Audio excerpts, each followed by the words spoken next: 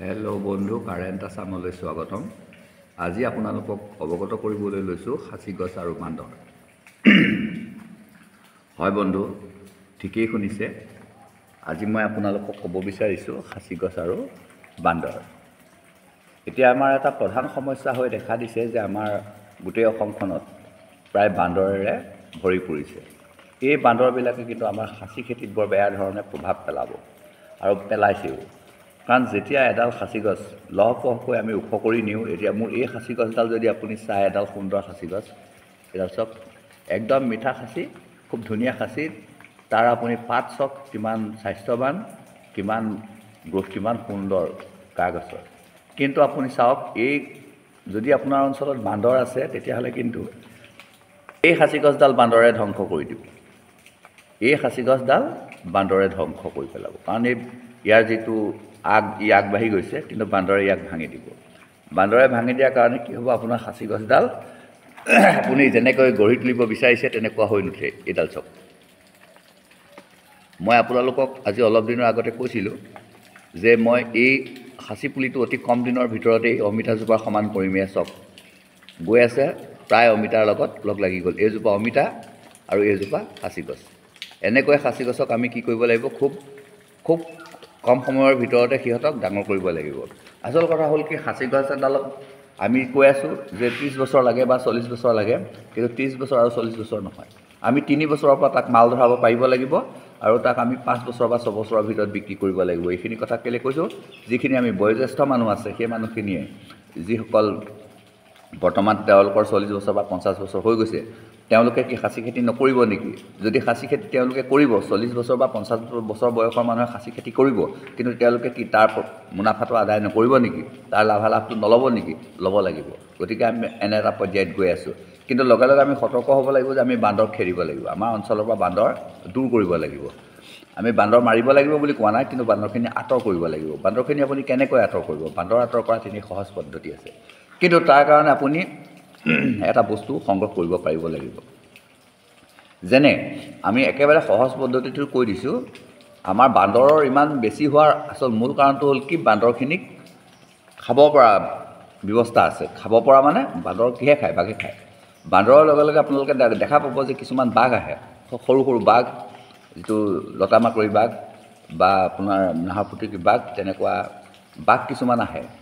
কিন্তু আমাৰ মানুহে কি কৰে, সেই বাঘবিলাকে বান্দৰ খোৱাৰ পৰিৱৰ্তে আমাৰ গৰু ছাগলী খাবলৈ আৰম্ভ কৰি দিয়ে। গতিকে আমি কি কৰোঁ, আমি বাঘবিলাক পিঞ্জৰাবদ্ধ কৰি আকৌ গভীৰ অৰণ্যলৈ পঠিয়াই দিওঁ। ফলত কি হৈছে, বান্দৰৰ প্ৰাদুৰ্ভাৱটো বেছি হৈছে। গতিকে বান্দৰ থাকিবৰ কাৰণে, শেষ কৰিবৰ কাৰণে এটা বস্তু হ'ল বাঘ থাকিব লাগিব। আমাৰ যেতিয়া বাঘ আহিব, আমি বাঘটোক খেদিব নালাগিব। সেই বাঘটোত যেতিয়া থাকিব, আপোনাৰ ইয়াত যদি 2-3টা বাঘ থাকে আপোনাৰ অঞ্চলত, তেতিয়াহ'লে বান্দৰ নাথাকে, বান্দৰ আঁতৰি গুচি যাব। তেতিয়াহ'লে আপুনি কি বান্দৰৰ লগত যেতিয়া বাঘ পুহিব নেকি, সমস্যা আহিছে। তেতিয়াহ'লে আপুনি যিকোনো উপায়ে যদি অকণমান বাঘৰ মাংস সংগ্ৰহ কৰিব পাৰে, আৰু আপোনাৰ যদি বাৰীৰ ভিতৰত সেই বাঘৰ মাংসখন থৈ দিয়ে বা বাঘৰ ছালখন থৈ দিয়ে, পাব পাৰে, আপুনি বাঘটো মৰেই, তেতিয়া আপুনি তেনেকৈ যদি অকণমান বাঘৰ মাংস আপোনাৰ ইয়াত থৈ দিব পাৰে, আপোনাৰ বাৰীত থৈ দিব পাৰে, তেতিয়া আপোনাৰ বান্দৰ কেতিয়াও আপোনাৰ বাৰীত প্ৰৱেশ নকৰিব। এনেকৈ আপুনি বান্দৰ আঁতৰাব পাৰিব। বান্দৰৰ লগে লগে আমাৰ ধৰক আৰু এটা বস্তু আছে, মই কৈছোঁ, কেৰ্কেটুৱা। আমাৰ এই কেৰ্কেটুৱাই এতিয়া আমাক এনেকুৱা অত্যাচাৰ কৰিছে, কেৰ্কেটুৱাৰ কাৰণে আমাৰ মানে নাৰিকল গছ কাটি পেলাবলগীয়া হৈছে। বহুত মানুহে নাৰিকল খেতি কৰে, এটা নাৰিকলৰ দাম আপুনি চাওক 100 টকা। অতি সাংঘাতিক কথা।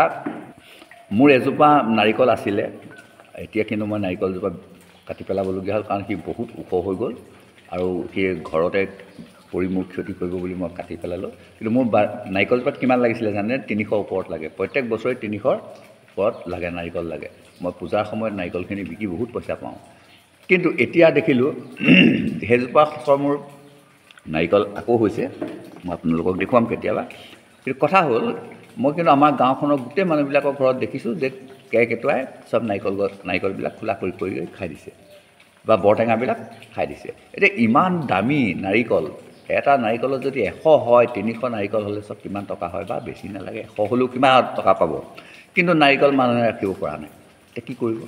বান্দৰ কি আপুনি এই কেৰ্কেটুৱাখিনি মাৰি পেলাব নেকি? নেলাগে মাৰি পেলাব, আপুনি কেৰ্কেটুৱাখিনি খেদি দিয়াৰ ব্যৱস্থা কৰিব লাগিব। হেল্ল' বন্ধু, এতিয়া কেৰ্কেটুৱা আপুনি কেনেকৈ খেদিব?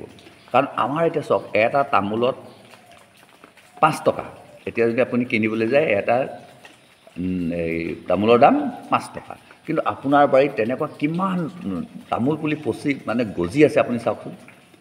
আমাৰ যিখিনি গাঁৱৰ মানুহ, বিশেষকৈ মই নগৰৰ কথা নকওঁ, যিখিনি গাঁৱৰ মানুহ, আপুনি তামোলনি বাৰীত সোমাব নোৱাৰে, ইমানেই তামোল গজি থাকে। কিন্তু এতিয়া কি হৈছে, আপোনাৰ এঘৰ মানুহে শ পোণ তামোল বিকিব পাৰে, কিন্তু সেই মানুহবিলাকৰ কি হৈছে, বাৰীত এতিয়া তামোল নাই, চব তামোলবিলাক কেৰ্কেটুৱাই খাই পেলাইছে। কেৰ্কেটুৱা মাৰিব নেকি? নেমাৰিব। আপুনি যদি এটা কেৰ্কেটুৱা মাৰে, আপুনি 10টা কেৰ্কেটুৱা আহিব। আপুনি পৰীক্ষা কৰি চাব পাৰে, কাৰণ কেলৈ বান্দৰৰ এটা কি এই কেৰ্কেটুৱাবিলাকৰ এটা এৰিয়া থাকে।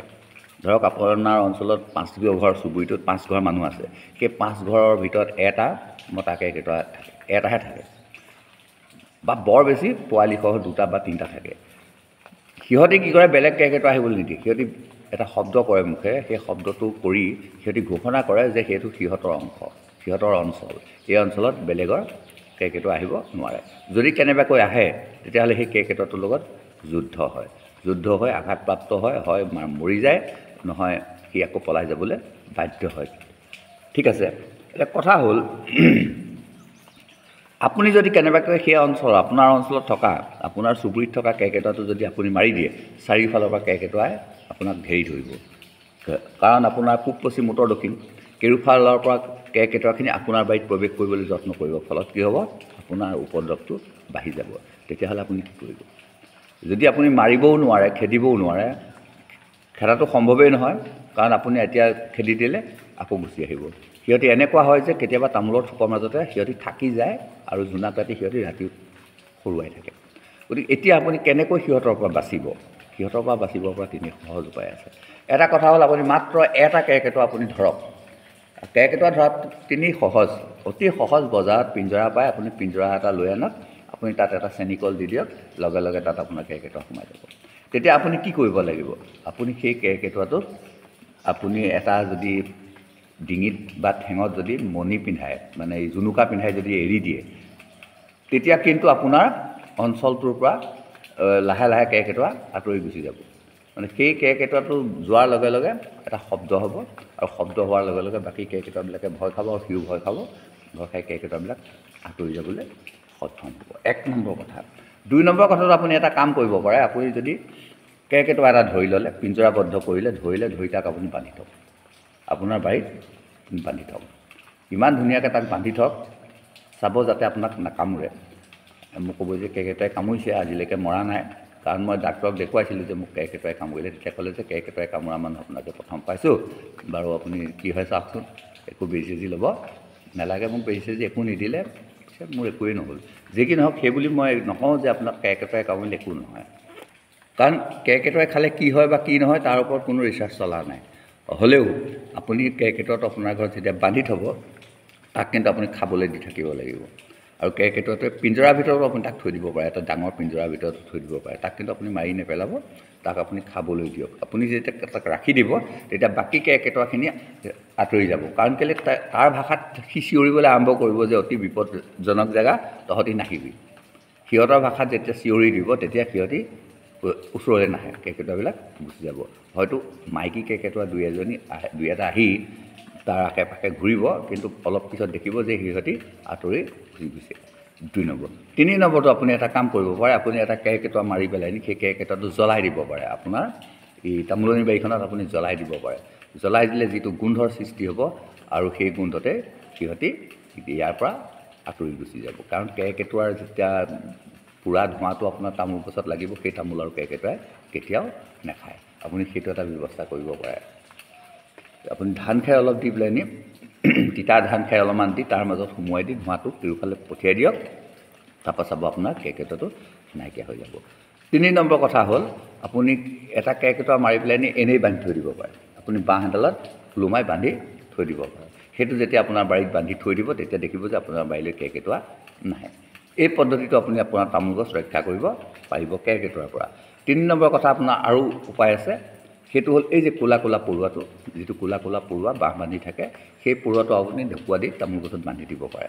আপুনি যেতিয়া বান্ধি দিব, তেতিয়া সেই পৰুৱাটো লাহেকৈ তামোলত থুতুলে গুচি যাব আৰু যেতিয়া কেৰ্কেটুৱাই খাবলৈ আহিব সেই পৰুৱাখিনিয়ে তামোলত থকা পৰুৱাখিনিয়ে কেৰ্কেটুৱাটোক আক্ৰমণ কৰিব তেতিয়া কিন্তু কেৰ্কেটুৱাটো দুটা বা এটা তামোল সৰুৱাই গুচি যাবলৈ বাধ্য হ'ব এনেকুৱাখিনি কাম 3 নম্বৰ আৰু এটা উপায় আছে সেইটো কিন্তু আপুনি প্ৰশিক্ষণ দিব লাগিব আপোনাৰ মেকুৰী ভাল মেকুৰী যদি আপুনি ৰাখিব পাৰে মাইকী মেকুৰী দেই সিহঁতে কিন্তু কেৰ্কেটুৱাক খুব নিধন কৰে আপুনি কিন্তু তাক প্ৰশিক্ষণ প্ৰাপ্ত কৰিব লাগিব অৰ্থাৎ আপুনি এটা কেৰ্কেটুৱা বা কিছু খোৱা খাদ্য তামোল গছত বান্ধি মেকুৰীটোক খাবলৈ যত্ন কৰিব লাগিব কিছুদিনৰ পিছত সি যেতিয়া তামোল গছলৈ উঠিবলৈ শিকিব আৰু সেই প্ৰশিক্ষণটো পাব তাৰপিছত কিন্তু সি আপোনাৰ সমোলঞ্চে তামোল গছখিনি ৰক্ষা কৰি থাকিব হেল্ল' বন্ধু এতিয়া আকৌ গুচি আহিলোঁ বান্দৰ আৰু খাচী গছ এতিয়া মোৰ এই খাচী গছডাল আপুনি চাওক এই খাচী গছডাল মোৰ প্ৰায় 60 ফুট ওখ হৈছে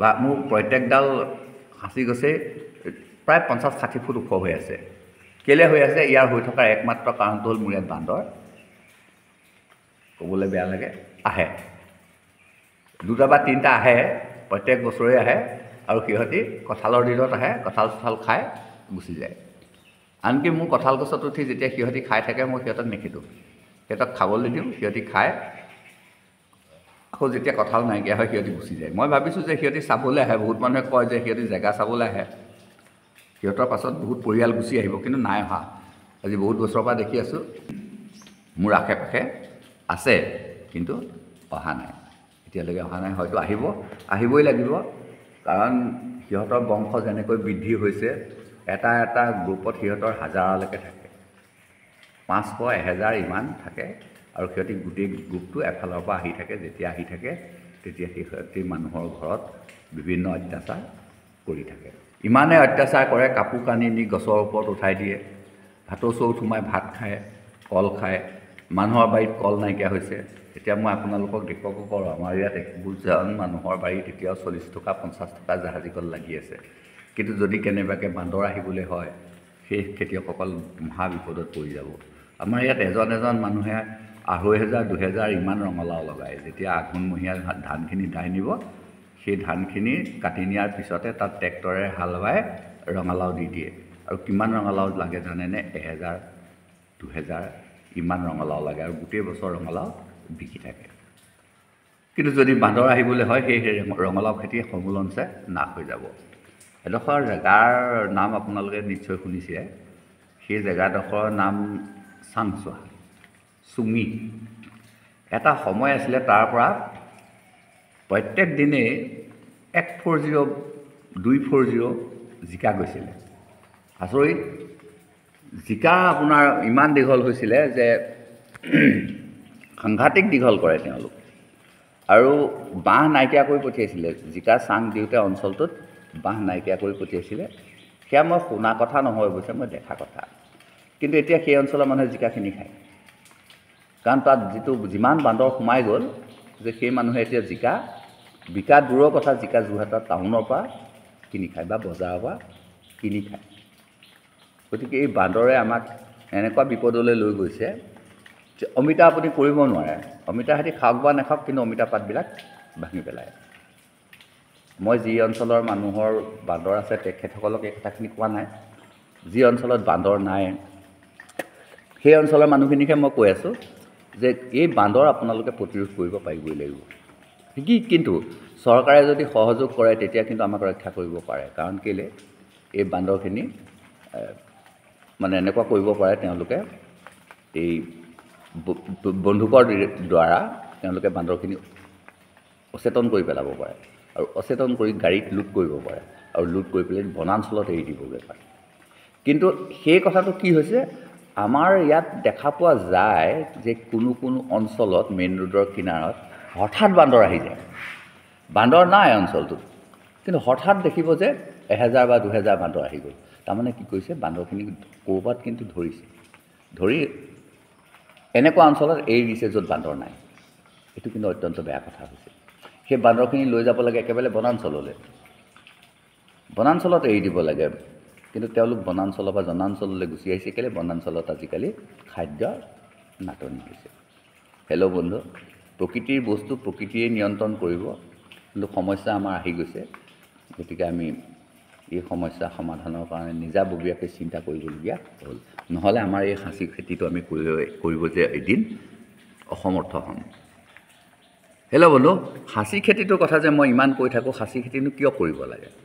খাচী খেতি এইকাৰণেই কৰিব লাগে, আজি আমাৰ ইয়াত বহুত ইণ্ডাষ্ট্ৰি গঢ়ি উঠিছে বা আপোনাৰ বহুত ধান খেতি কৰিছে। ইমান ধান খেতি কৰিছে, কিন্তু ধান খেতিত মানুহৰ লছ হৈছে, বহুত লছ হৈছে। কেলৈ লছ হৈছে গম পাইছেনে? এই আমাৰ উৎপাদিত ধানখিনি আমাৰ ইণ্ডিয়াৰ ভিতৰতে ঘূৰি ফুৰিছে। আমি হয়তো নাগালেণ্ডত বিকিছোঁ, পঞ্জাৱে কৰিছে, অসমলৈ পঠিয়াইছে, অসমৰ পৰা বিভিন্ন জেগালৈ পঠিয়াই, কিন্তু অসমৰ বস্তুটো আমাৰ ইণ্ডিয়াৰ ভিতৰতে ঘূৰি ফুৰিছে। গতিকে আমি কি কৰিছোঁ? আমি বৈদেশিক মুদ্ৰা সংগ্ৰহ কৰিবলৈ, দেশৰ অৰ্থনৈতিক সবল কৰিবলৈ এই ব্যৱসায়খিনি উপযুক্ত নহয়। ধৰক এজন কণ্ট্ৰেক্টৰে লাখ লাখ টকা ঘটিছে, কিন্তু লাখ লাখ কি টকা ঘটিছে? তেওঁলোকে অসমৰ পইচাকেইটাকে ইহাত সিহাত কৰিছে। সি আমাৰ ভাৰতবৰ্ষৰ বৃহৎ অৰ্থনৈতিক উন্নয়ন সাধন কৰিব নোৱাৰে। কিন্তু এই খাচী গছে, ক'বলৈহে সৰু বস্তু, কিন্তু এই খাচী গছে আমাক বৃহৎ অৰ্থনৈতিক এটা সবলীকৰণত সহায় কৰিছে। কাৰণ এই যিটো খাচী গছ, এই খাচী গছটো আপোনালোকক সদায় কৈ থকা হৈছে যে ই ডুবাইলৈ গুচি যায়, ই ইৰাকলৈ গুচি যায়, ই ইৰাণলৈ গুচি যায়, ই কুৱেইটলৈ গুচি যায়। এনেকৈ যিখিনি বিদেশী ৰাষ্ট্ৰ, আনকি লণ্ডন আমেৰিকালৈ গৈছে। গতিকে চাওক, আমি বৈদেশিক মুদ্ৰা পাইছোঁ। আমাৰ ঘৰতে কৰিছোঁ বা আমাৰ পিৰালিতে কৰিছোঁ বা আমাৰ বাৰীতে কৰিছোঁ খাচী খেতি, কিন্তু এই খাচীটোৱে আমাক কি দিছে? বৈদেশিক মুদ্ৰা দিছে। অসংখ্য কোটি কোটি বৈদেশিক মুদ্ৰা আমাৰ ভাৰতবৰ্ষলৈ আহি আছে। গতিকে চাওক, ই এটা কিমান বৃহৎ লক্ষ্য। ইয়াৰ লক্ষ্যটো হ'ল কি? বৈদেশিক মুদ্ৰা। আপুনি ভাবক বা নাভাবক, আপুনি কৰক, ই আমাৰ ইণ্ডিয়াৰ অৰ্থনৈতিক সবল কৰিব, ইণ্ডিয়াৰ অৰ্থনৈতিক দিশটো সবল কৰিব। কাৰণ ই ডলাৰ আলুৱে আনিব, কোটি কোটি ডলাৰ আমাৰ ভাৰতবৰ্ষলৈ তথা অসমলৈ লৈ অনাত সহায় কৰিছে। গতিকে এই খেতিটো আমি ভালকৈ কৰিব লাগে, সুন্দৰকৈ কৰিব লাগে, আৰু ই কেতিয়াও লছ নিদিয়ে, সদায় আমাক ই প্ৰফিটতে দিয়ে। মোৰ এই খাচী পুলিটো চাওক, একেবাৰে আগৰ পৰা মাল আছে। কিন্তু এই খেতিটোত কি হৈছে? আমাৰ আচলতে আজি ৰিচাৰ্চ কৰি বিভিন্ন ধান উলিয়াইছে। আমাৰ আগতে যিখিনি আমি ধান কৰিছিলোঁ, আমি শিয়াল শালি ধান কৰিছিলে মানুহে, শালি ধানৰ খেতি কৰিছিলে, বৰা ধানৰ খেতি কৰিছিলে, চকুৱা ধানৰ খেতি কৰিছিলে, আপোনাৰ কটাৰী ডবোৱা ধানৰ খেতি কৰিছিলে, ইত্যাদি ইত্যাদি দেই, পাইজাম খেতি কৰিছিলে, মনোহৰ খেতি কৰিছিলে, নামবোৰেই পাহৰিছোঁ। কিন্তু আজিকালি কি কৰিছে? চবে ৰঞ্জিত কৰিছে। ৰঞ্জিত হ'ল ধানৰ ৰজা। ৰঞ্জিতটো হ'ল কি? গৱেষণা কৰি উলিওৱা ধান। ৰঞ্জিতেই কওক, টিটিবিয়ে কওক, 440 কওক, এই ধানবিলাক ৰিচাৰ্চ কৰি উলিয়াইছে। কেলৈ? দুগুণ। আগতে আমাৰ যিবিলাক মাটিত বনগুটি গজিছিলে, মানুহে দুমোন আঢ়ৈমোন ধান পাইছিলে, সেইবোৰ ধানত এতিয়া কুইণ্টল কুইণ্টল ধান পাইছে। কেলৈ পাইছে? এক হ'ল আমাৰ ৰিচাৰ্চ কৰি উন্নত মানৰ ধান আনি দিছে, প্ৰডাক্ট কৰি দিছে। গতিকে কি হৈছে? আমি ইমান ধান পাবলৈ সক্ষম হৈছোঁ। যিখিনি মানুহে আগতে কিনি খাইছিলে, সেইখিনি মানুহে এতিয়া 3 গুণ ধান বিকিব পাৰিছে। মানে মাটিবিলাকত উভয় নদী ধান হৈছে। 1 নম্বৰ কথা, উন্নত জাত। 2 নম্বৰ কথা কি আহিছে? ৰাসায়নিক সাৰ। আগতে মানুহবিলাকে গোবৰ দিছিলে, গোবৰৰ বাদে একো দিবলৈ নাছিলে। ৰাসায়নিক সাৰটো কেতিয়া আহিছে? 70 চনমানৰ পৰা আহিছে। গতিকে ৰাসায়নিক সাৰ যেতিয়া দিবলৈ আৰম্ভ কৰি দিলে, তেতিয়া ধান একেবাৰে হালি জালি হ'বলৈ ধৰিলে। মানে এবিঘা মাটিৰ ধান কৰিলেই এটা পৰিয়ালে খাই বৈ 15-20 হাজাৰ টকাৰ ধান বিকিব পাৰে। একদম সঁচা কথা কৈছোঁ। এইটো কেলৈ হৈছে? ধানৰ ওপৰত ৰিচাৰ্চ হ'ল। গতিকে খাচী গছৰ ওপৰত ৰিচাৰ্চ হওক। খাচী গছ এডাল বনৰীয়া গছ, বনত হৈ গৈছে, তাৰ পৰাই মানুহে সংগ্ৰহ কৰিছিলে। লাহে লাহে মানুহবিলাকে 2-এটা পুলি ৰুবলৈ ধৰিলে, আৰু লাহে লাহে এতিয়া বাগান কৰিবলৈ ধৰিলে। যেতিয়া নেকি গোটেই অসমখন খাচী বাগানে ভৰপূৰ হৈ যাব আৰু খাচীখিনিৰ ওপৰত ৰিচাৰ্চ চলিব, খাচী গছৰো এনেকুৱা প্ৰডাক্ট কৰিব পাৰিব লাগিব যে 5 বছৰৰ ভিতৰতে এডাল গছ 5 ফুট হয়, 5 বছৰত এডাল গছ 5 ফুট হয়। ৰিচাৰ্চ কৰক, উন্নত হাইব্ৰিড খাচী কৰক। যেনেকৈ এতিয়া চব বস্তু আমাৰ হাইব্ৰিড আহি গ'ল, বিলাহী হাইব্ৰিড আহি গ'ল, কমলা হাইব্ৰিড আহি গ'ল, মূলা হাইব্ৰিড আহি গ'ল, চব বস্তু এভৰিথিং, লাও, কোমোৰা, জিকা, ভোল, আপুনি তিয়ঁহ, চব হাইব্ৰিড কৰিব পাৰিছে। কিন্তু কেলৈ খাচী গছৰ ওপৰত হাইব্ৰিড কেলৈ কৰিব পৰা নাই? এজোপা খাচী গছ যে আমাৰ ইমান লাহে লাহে হয়, আমি 30 বছৰত বিকিবলগীয়া হয়, কেলৈ তাক হাইব্ৰিড কৰিবলৈ কেলৈ যত্ন কৰা নাই?